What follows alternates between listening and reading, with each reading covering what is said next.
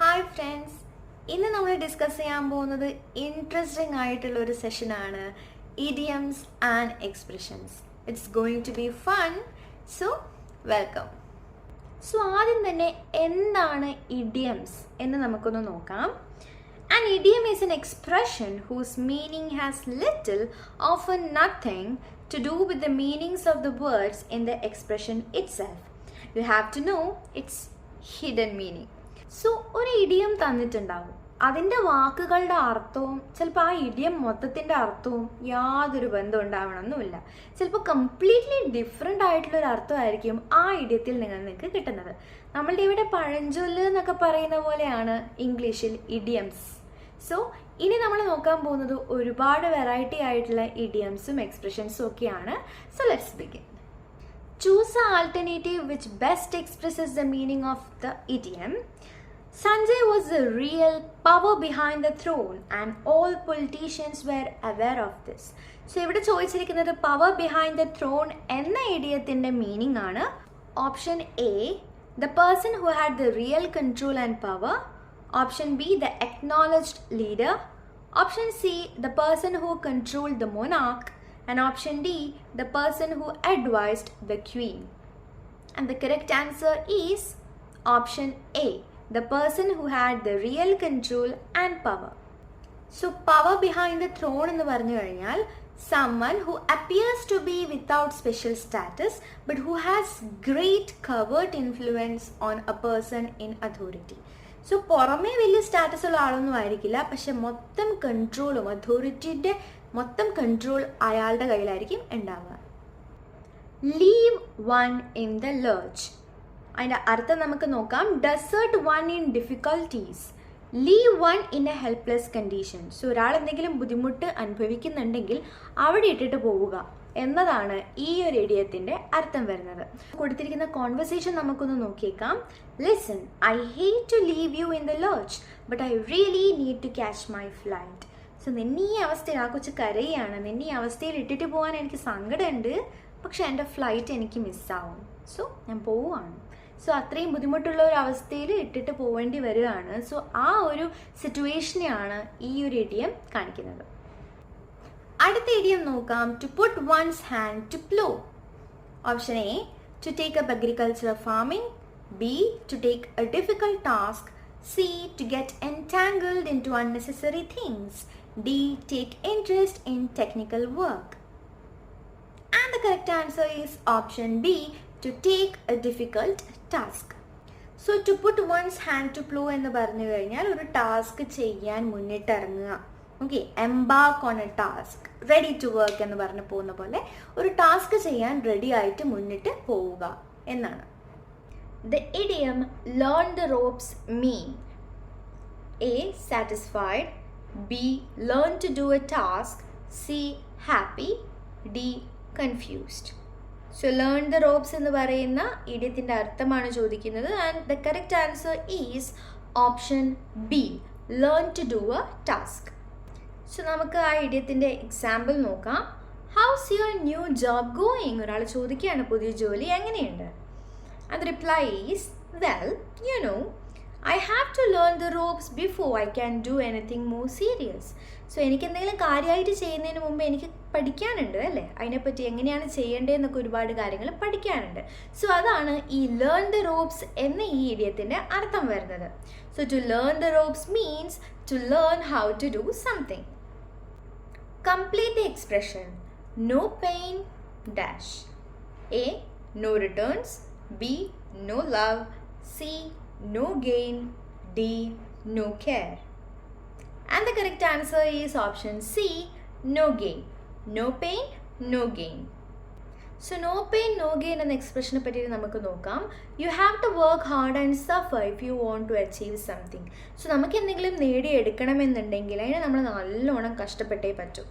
അങ്ങനത്തെ അർത്ഥം വരുന്ന ഒരു എക്സ്പ്രഷനാണ് നോ പെയിൻ നോ ഗെയിൻ എന്നുള്ളത്. എക്സാമ്പിൾ നോക്കാം. When Sam started his company, he worked 70 hours a week. Now his company is successful.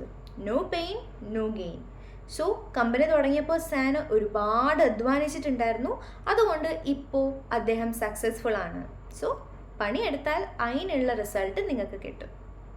In the following question, out of the 4 alternatives, select the alternative which best expresses the meaning of the idiom. A diamond in the rough. A diamond in the rough ന്റെ meaning ആണ് ഇവിടെ ചോദിക്കുന്നത്.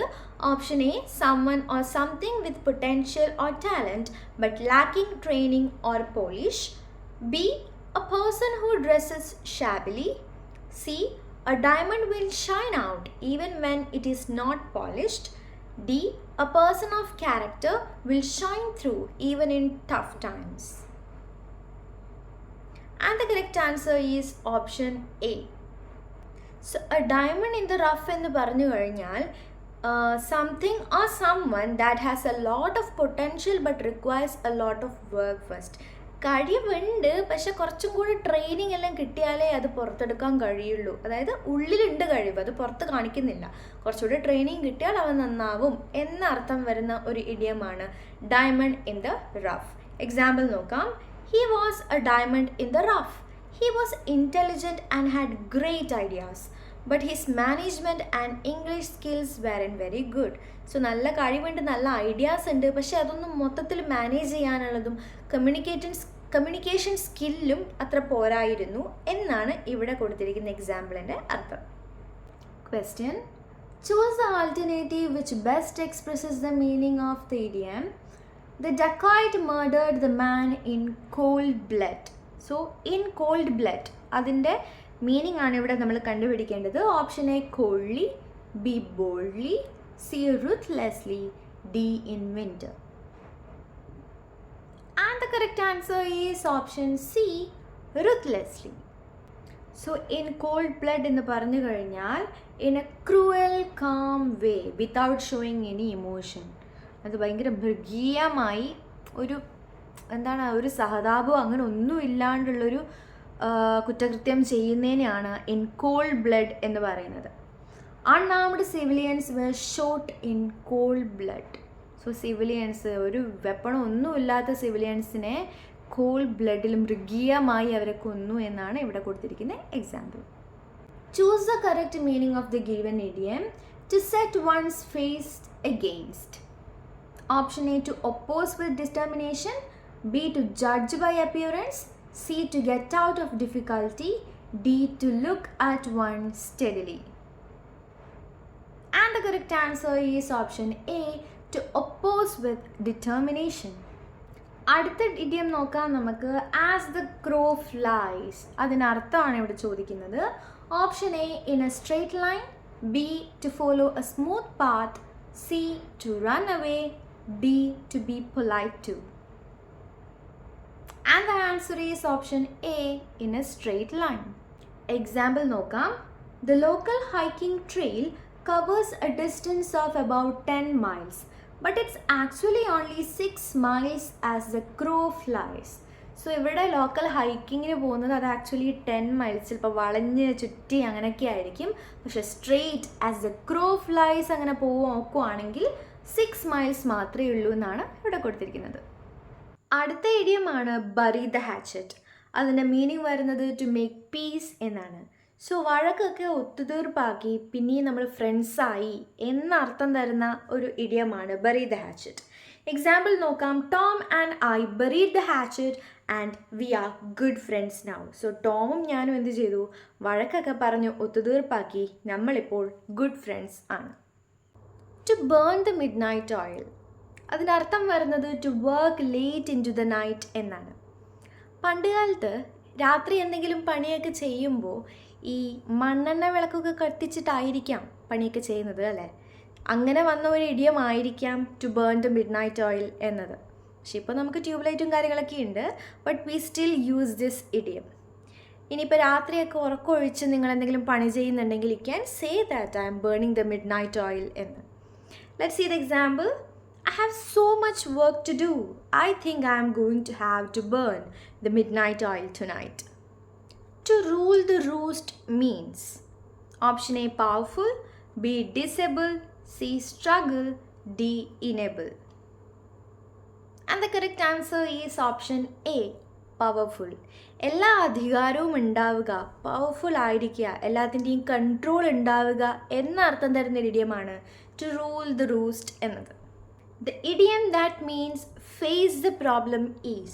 So idiom ആണ് ഓപ്ഷൻസിൽ തന്നിരിക്കുന്നത്, അതിൻ്റെ അർത്ഥമാണ് ക്വസ്റ്റ്യനിൽ തന്നിരിക്കുന്നത്. സോ ഫേസ് ദ പ്രോബ്ലം എന്ന അർത്ഥം വരുന്ന ഇഡിയം ഏതാണെന്നാണ് ചോദ്യം. Option A kick the bucket, B break the ice, C take the bull by the horns, D the last straw.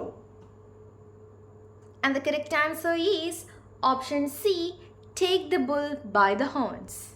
So to take the bull by the horns എന്ന ഇഡിയത്തിൻ്റെ അർത്ഥം വരുന്നത് to deal with a difficult situation in a very direct way. So എന്തെങ്കിലും പ്രശ്നം ഉണ്ടെങ്കിൽ അത് അങ്ങനെ തന്നെ നേരിടുക എന്ന അർത്ഥമാണ് ഈ ഒരു ഇഡിയം തരുന്നത്. എക്സാമ്പിൾസ് നോക്കാം. Why don't you take the bull by the horns and tell him to leave.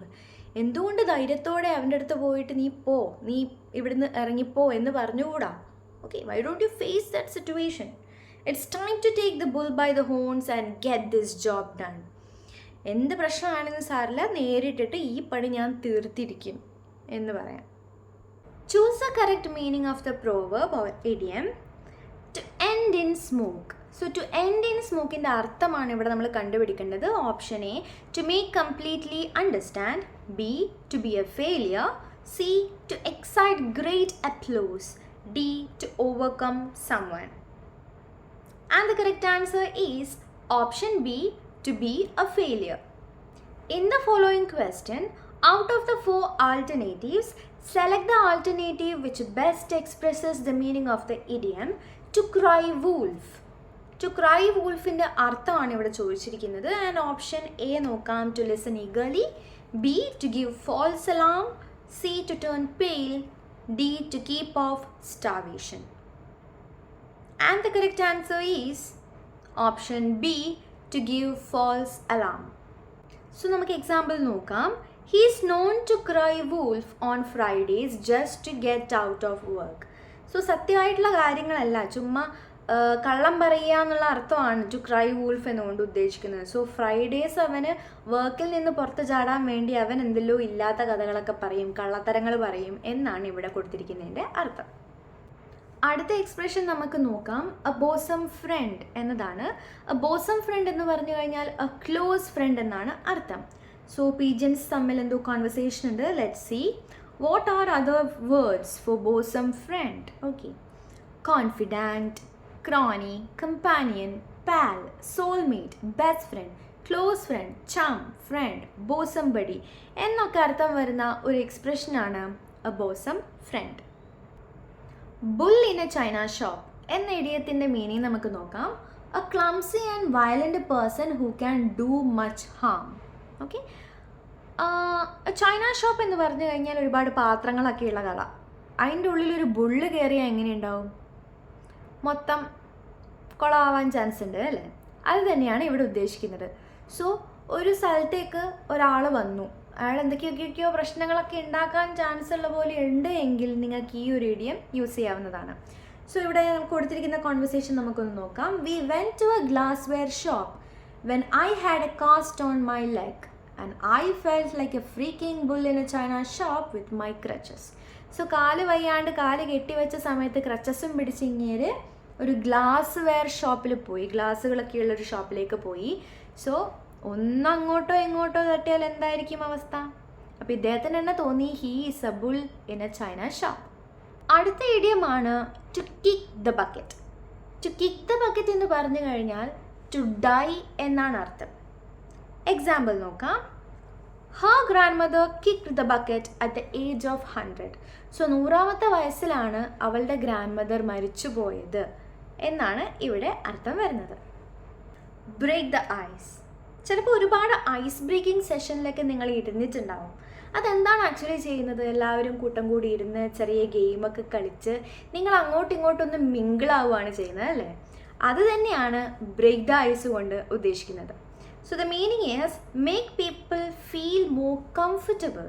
So അടുത്തിരിക്കുന്ന ആൾക്കാരൊക്കെ ആയിട്ടൊന്ന് കംഫർട്ടബിൾ ആയി, ഒന്ന് ഫ്രണ്ട്ലി ആയി, അങ്ങനെ ഒന്ന് മിങ്കിൾ ആവാൻ വേണ്ടിയിട്ടാണ്, അല്ലെങ്കിൽ ആ ചെയ്യുന്നതിനെയാണ് ബ്രേക്ക് ദ ഐസ് എന്ന് പറയുന്നത്. Example, someone suggested that we play a party game to break the ice. So ഒരു പാർട്ടി ഗെയിം കളിച്ചുകൊണ്ട് നമുക്ക് ആൾക്കാരുമായിട്ടുള്ള ആ ഒരു നമുക്ക് ആദ്യം കാണുമ്പോൾ ഒരു എന്തോയും ഉണ്ടാവുമല്ലോ, അതില്ലാണ്ടാക്കാം എന്നാണ് ഇവിടെ പറയുന്നത്. Peter told a few jokes to break the ice. So Peter എന്താ ചെയ്തത്? കുറച്ച് തമാശയൊക്കെ പറഞ്ഞ് ആൾക്കാരുമായിട്ട് ഒന്ന് ഇടചേർന്ന് പോയി എന്നൊക്കെയാണ്. The last straw. മീനിങ് നോക്കാം. The last in a series of unpleasant events that finally makes you feel that you can not continue to accept a bad situation. So the last straw എന്ന് പറഞ്ഞു കഴിഞ്ഞാൽ കുറേ ഒരു ദുരന്തങ്ങളിങ്ങനെ നടക്കുമോ പറയുമോ എന്തോ ചെയ്തു, എൻ്റെ ക്ഷമയുടെ അവസാനത്തി ഇനി ക്ഷമിക്കാൻ കഴിയില്ല എന്ന് പറയുന്ന ഒരു ഇഡിയമാണ് ദ ലാസ്റ്റ് സ്ട്രോ. മീനിങ് നോക്കാം, എക്സാമ്പിൾ നോക്കാം. He's always been rude to me, but it was the last straw when she started insulting my mother. അപ്പം എപ്പോഴും എൻ്റെ അടുത്ത് റൂഡ് തന്നെ ആയിരുന്നു, പക്ഷെ എൻ്റെ ക്ഷമേൻ്റെ അങ്ങ് എത്തി എൻ്റെ അമ്മേനെ ഇൻസൾട്ട് ചെയ്യാൻ തുടങ്ങിയപ്പോൾ അപ്പോഴത്തേനും എൻ്റെ ക്ഷമയെല്ലാം പോയി, ഞാൻ റിയാക്ട് ചെയ്യുന്നു എന്നുള്ളൊക്കെയുള്ള അർത്ഥം വരുന്ന ഒരു ഇഡിയമാണ് ദ ലാസ്റ്റ് സ്ട്രോ. ക്വസ്റ്റ്യൻ നോക്കാം. Meaning of the idiom cold feet is. Option A, come to nothing. B, involving secrecy. C, a hard, boring work. D, loss of confidence. And the correct answer is option D, loss of confidence. So get cold feet എന്ന് വെച്ച് കഴിഞ്ഞാൽ to suddenly become too afraid to do something. പെട്ടെന്ന് okay കുഴപ്പമില്ലാണ്ടുണ്ടായിരുന്നു, പക്ഷെ പെട്ടെന്ന് ടെൻഷനെല്ലാം കയറുകയാണെങ്കിൽ you can say that I've got cold feet. Okay. Example നോക്കാം. I was going to try bungee jumping, but I got cold feet. So bungee jumping try ചെയ്യാൻ അതിൻ്റെ മുകളിൽ വരെ പോയി, അവിടെ എത്തിയപ്പോൾ എനിക്ക് പേടിയാവാൻ തുടങ്ങി. I lost my confidence. അടുത്തൊരു ഇഡിയമാണ് cloak and dagger. A situation when there is secrecy involve. സ്വകാര്യമായിട്ട് നടക്കുന്ന ഒരു സിറ്റുവേഷനെ നമുക്ക് ക്ലോക്ക് ആൻഡ് ഡാഗർ സിറ്റുവേഷൻ എന്ന് വിളിക്കാം. അടുത്ത ഇഡിയമാണ് throw someone off the scent. അതിൻ്റെ അർത്ഥം ചോദിക്കുകയാണ്. Option A ability, B disable, C confuse, D enable. And the correct answer is option C confuse.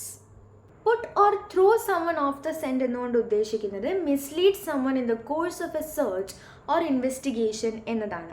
So എന്തെങ്കിലും സെർച്ച് അല്ലെങ്കിൽ ഇൻവെസ്റ്റിഗേഷൻ നടക്കുന്ന സമയത്ത് തെറ്റിദ്ധരിപ്പിക്കാൻ വേണ്ടിയിട്ട്, കൺഫ്യൂസ് ചെയ്യിപ്പിക്കാൻ വേണ്ടിയിട്ട് എന്തെങ്കിലും ചെയ്യുന്നതിനെയാണ് പുട്ട് അഥവാ throw someone off the scent എന്നുകൊണ്ട് നമ്മൾ പറയുന്നത്. ഇനി എക്സാമ്പിൾ നോക്കാം. It was a ploy to put us off the scent. So നമ്മളെ തെറ്റിദ്ധരിപ്പിക്കാൻ വേണ്ടിയിട്ട് നടത്തിയ ഒരു നാടകമായിരുന്നു എന്നൊക്കെ വേണമെങ്കിൽ പറയാം. Complete the sentence using the appropriate idiom. To hit the nail right dash. Option A, on cloud 9. B, on the head. C, in front. D, none of this. And the correct answer is option B, on the head. To hit the nail right on the head. So to hit the nail on the head എന്ന idiom കൊണ്ട് ഉദ്ദേശിക്കുന്നത് to do or say exactly the right thing. So കൃത്യമായിട്ടുള്ള കാര്യം പറയുക എന്ന അർത്ഥമാണ് ഈ ഒരു ഇഡിയം തരുന്നത്. എക്സാമ്പിൾ നോക്കാം. I think John hit the nail on the head when he said the reason our company is losing money is because we have a lot of lazy employees. So ഒരുപാട് മടിയന്മാരായ employees നമുക്ക് ഉള്ളത് കൊണ്ടാണ് നമുക്ക് നഷ്ടം വരുന്നത് എന്ന് John പറഞ്ഞ കാര്യം ശരിയാണ് എന്നർത്ഥമാണ് ഈ ഒരു സെൻറ്റൻസിൽ ഉള്ളത്. വേറൊരു എക്സ്പ്രഷനാണ് എ ഡോഗ്സ് ലൈഫ് എന്ന് പറയുന്നത്. അതിനർത്ഥം എ മിസറബിൾ ലൈഫ് എന്നാണ്.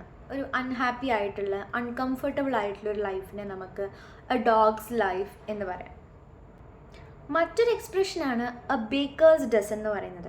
13 ആണ് എ ബേക്കേഴ്സ് ഡസൻ എന്ന് പറഞ്ഞാൽ. യൂഷ്വലി നമ്മളൊരു ഡസൻ എന്ന് പറയുന്നത് 12 ആണ് അല്ലേ, എന്നാൽ എ ബേക്കേഴ്സ് ഡസൻ എന്ന് പറയുന്നത് 13 ആണ്. പണ്ട് കാലത്ത് ഈ ബേക്കേഴ്സും ട്രേഡേഴ്സും ഒക്കെ ഇങ്ങനെ സാധനങ്ങൾ കയറ്റുമതി ചെയ്യുമ്പോൾ ഒരു ഡസണിൻ്റെ കൂട്ടത്തിൽ അവർ ഒന്ന് എക്സ്ട്രാ വെക്കും, ഒരു സന്തോഷത്തിന് ഇരിക്കട്ടെ എന്നുള്ള പോലെ.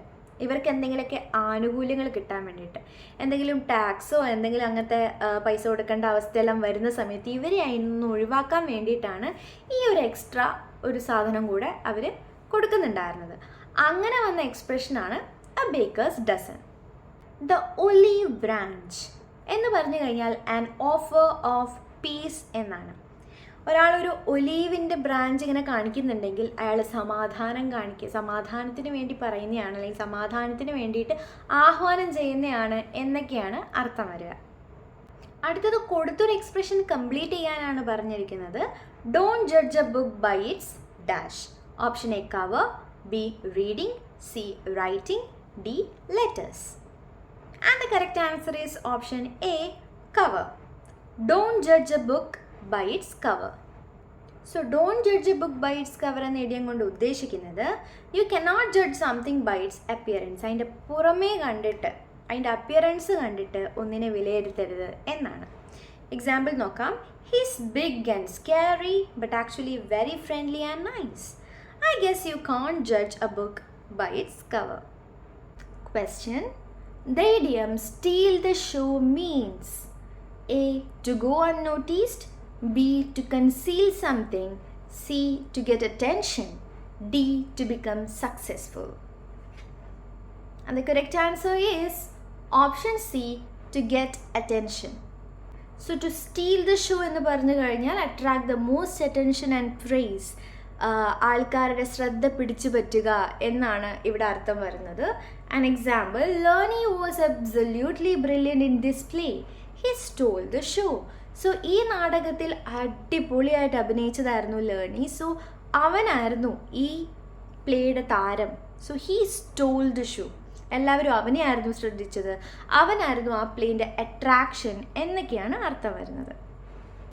Choose the alternative which best expresses the meaning of the idiom.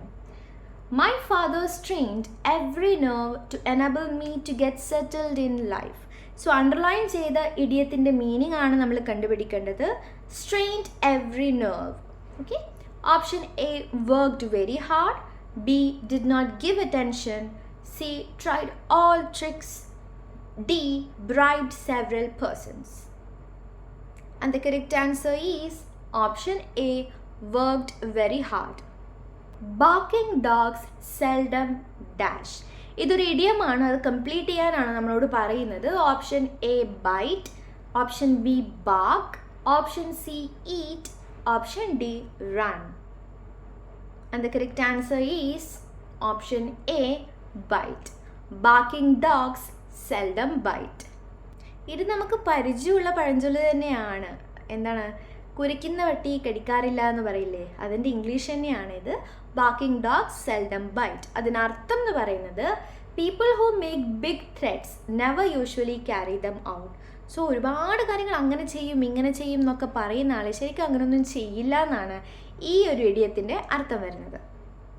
The meaning of the idiom beat a dead horse is option A not knowing what to do, B, to force an issue that has already ended, C, an unbelievable tale, D, something which cannot be understood. And the correct answer is option B, to force an issue that has already ended. So beat a dead horse എന്നുള്ള ഇഡിയമാണ് ഇപ്പോൾ പറയുന്നത്. To waste effort on something when there is no chance of succeeding. So already കഴിഞ്ഞ കാര്യമാണ്, നമ്മൾ എന്ത് ചെയ്താലും അതിലൊരു മാറ്റം വരുന്നില്ല. അതാണ് to beat a dead horse എന്ന ഇഡിയം കൊണ്ട് ഉദ്ദേശിക്കുന്നത്. എക്സാമ്പിൾസ് നോക്കാം. We have all moved on from that problem, so there is no use beating a dead horse. ആ പ്രശ്നത്തിൽ നിന്ന് നമ്മളെല്ലാവരും കടന്നു വന്നിരിക്കുന്നു, മൂവ് ഓൺ ചെയ്തിരിക്കുന്നു. ഇനിയും അത് പറ്റി പറഞ്ഞിട്ട് കാര്യമില്ല എന്നാണ് പറയുന്നത്. There is no use trying to keep this business going, we are beating a dead horse. So ഈ ബിസിനസ് പൊട്ടി, ഇനി അതും കൊണ്ട് മുന്നോട്ട് പോയിട്ട് കാര്യമില്ല എന്നാണ് ഈ സെൻറ്റൻസ് പറയുന്നത്. It's all Greek to me. നിങ്ങൾക്ക് ഗ്രീക്ക് ഭാഷ അറിയാമോ? എനിക്കറിയില്ല. അപ്പം നിങ്ങൾ പറയുന്ന എനിക്കൊന്നും മനസ്സിലാവുന്നില്ലെങ്കിൽ എനിക്ക് പറയാം it's all Greek to me. അപ്പോൾ ഈ ഇഡിയത്തിൻ്റെ അർത്ഥം എന്ന് പറയുന്നത് I don't understand it at all. എനിക്കൊന്നും മനസ്സിലാവുന്നില്ല എന്നാണ് ഈ ഇഡിയത്തിൻ്റെ അർത്ഥം. എക്സാമ്പിൾസ് നോക്കാം. She tried to explain how to use the system but it was all Greek to me. അപ്പോൾ എനിക്ക് അവൾ സിസ്റ്റം എങ്ങനെയാണ് യൂസ് ചെയ്യേണ്ടതെന്ന് പഠിപ്പിച്ച് തരുന്നുണ്ടായിരുന്നു, പക്ഷേ എനിക്കൊന്നും മനസ്സിലായില്ല. Okay. Cock and bull story. അതിൻ്റെ അർത്ഥം എന്ന് പറയുന്നത് a hard to believe made up story. ഉണ്ടാക്കി പറയുന്ന കഥകളെയാണ് കോക്ക് ആൻഡ് ബുൾ സ്റ്റോറി എന്ന് പറയുന്നത്. എക്സാമ്പിൾ നോക്കാം. I asked for an explanation and all I got was your ridiculous cock and bull story. അപ്പോൾ എന്തോ ചെയ്തു, ഞാൻ അതിന് വേണ്ടിയിട്ടുള്ള എക്സ്പ്ലനേഷനാണ് നിന്നോട് ചോദിച്ചത്, പക്ഷെ നീ എനിക്ക് എന്തെല്ലോ ഉണ്ടാക്കി, ഒരിക്കലും വിശ്വസിക്കാൻ പറ്റാത്ത ഉണ്ടാക്കിയിട്ടുള്ളൊരു കഥ എന്നോട് പറഞ്ഞു എന്നാണ് ഇവിടെ പറയുന്നത്. സോ കോക്ക് ആൻഡ് ബുൾ സ്റ്റോറീൻ്റെ അർത്ഥം ഒരു മെയ്ഡപ്പ് സ്റ്റോറി എന്നാണ്. അറ്റ് വൺസ് വിറ്റ്സ് എൻഡ് എന്ന് പറഞ്ഞു കഴിഞ്ഞാൽ to be frustrated and not sure what to do next. ഭയങ്കര കൺഫ്യൂസ്ഡ് ആണ്, ദേഷ്യം വരുന്നുണ്ട്, ഇനി എന്ത് ചെയ്യണം എന്ന് അറിയുന്നില്ല. ആ ഒരു അവസ്ഥ ഉണ്ടാവുകയാണെങ്കിൽ നിങ്ങൾക്ക് പറയാം അറ്റ് വൺസ് വിറ്റ്സ് എൻഡ് എന്ന്. എക്സാമ്പിൾ നോക്കാം. I can't find my phone and I have looked all over the house. I M at my wits end. എൻ്റെ ഫോൺ കാണുന്നില്ല, ഞാൻ വീട് മൊത്തം തപ്പിപ്പറക്കി, എൻ്റെ ക്ഷമയൊക്കെ പോയി, എനിക്കിനി എന്ത് ചെയ്യണമെന്ന് അറിയില്ല. ആ ഒരു സിറ്റുവേഷൻ ഉണ്ടാകുമ്പോൾ നിങ്ങൾക്ക് യൂസ് ചെയ്യാൻ പറ്റിയ ഇഡിയമാണ് at one's wits end. Choose the alternative which best expresses the meaning of the idiom fish out of water. A dehydrated, B comfortable position, C an uncomfortable position, D in the absence of something. So ഒരു fish out of water, വെള്ളത്തിൽ നിന്ന് പുറത്ത് വന്നാൽ എന്താണ് സംഭവിക്കുക? അല്ലെങ്കിൽ ഒരു മീൻ വെള്ളത്തിൻ്റെ പുറത്തേക്ക് ഇടുന്നു, അപ്പം എന്താണ് സംഭവിക്കുക? എന്നാവാം അർത്ഥം, എന്നാവാണ്ടിരിക്കാൻ അർത്ഥം, കാരണം ഇതൊരു ഇഡിയമാണ്. എനിവേ ഇവിടെ ഈ ഇഡിയത്തിൻ്റെ ആൻസർ വരുന്നത് അല്ലെങ്കിൽ മീനിങ് വരുന്നത് option C, an uncomfortable position ആണ്. So fish out of the water meaning someone who is uncomfortable in a particular situation. ഒരു സിറ്റുവേഷനിൽ ഞാൻ അൺകംഫർട്ടബിൾ ആവുന്നില്ല എന്നാണെങ്കിൽ ഞാൻ എൻ്റെ കംഫർട്ട് സോൺ വിട്ട് പുറത്തേക്ക് വരുവാണ്. സോ ഒരു മീനിന് വാട്ടറാണ് കംഫർട്ട് സോൺ, അത് പുറത്ത് വരുന്ന സമയത്ത് അത് അൺകംഫർട്ടബിൾ ആവും. എല്ലാ ഇഡിയത്തിൻ്റെ മീനിങ്ങും നമുക്ക് ഇങ്ങനെ എടുക്കാൻ പറ്റില്ല എന്ന് ഓർത്ത് വെക്കുക. നമുക്ക് എക്സാമ്പിൾ നോക്കാം. After living in Hong Kong for most of his life, Lee was a fish out of water in Los Angeles. So ലൈഫിൽ മൊത്തം ഹോങ്കോങ്ങിലാണ് ലീ താമസിച്ചിരുന്നത്. ഇപ്പോൾ ലോസ് ആഞ്ചലസിലേക്ക് വരുന്ന സമയത്ത് he's uncomfortable. So he's like a fish out of water. To feel blue എന്ന് വെച്ച് കഴിഞ്ഞാൽ ടു ഫീൽ സാഡ് എന്നർത്ഥം.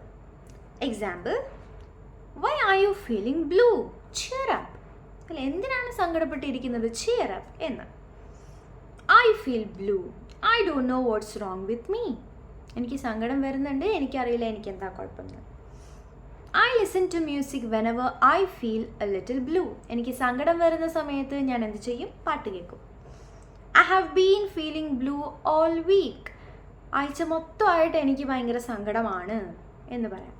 സോ ഫീൽ ബ്ലൂ എന്ന് പറഞ്ഞു കഴിഞ്ഞാൽ ഫീലിംഗ് സാഡ് എന്നാണ് അർത്ഥം വരുന്നത്. B all years meaning listen very attentively. So നിങ്ങൾ എന്തെങ്കിലും പറയുമ്പോൾ if I say I am all years എന്ന് പറഞ്ഞു കഴിഞ്ഞാൽ ഓക്കെ പറഞ്ഞോളൂ, ഞാൻ കേൾക്കാം, ഞാൻ ശ്രദ്ധിച്ച് തന്നെ കേൾക്കാം എന്നർത്ഥം.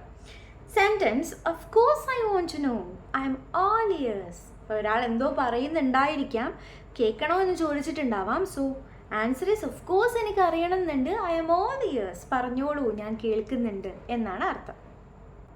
അണ്ടർ ദ വെതർ, ഇതിന് വെതറുമായിട്ട് യാതൊരു ബന്ധവുമില്ല എന്ന് ആദ്യം തന്നെ മനസ്സിലാക്കുക. മീനിങ് നോക്കാം. When someone is feeling slightly unwell, ചെറുതായിട്ടൊന്ന് സുഖമില്ലാണ്ടൊക്കെ തോന്നുകയാണെങ്കിൽ you can say I feel under the weather.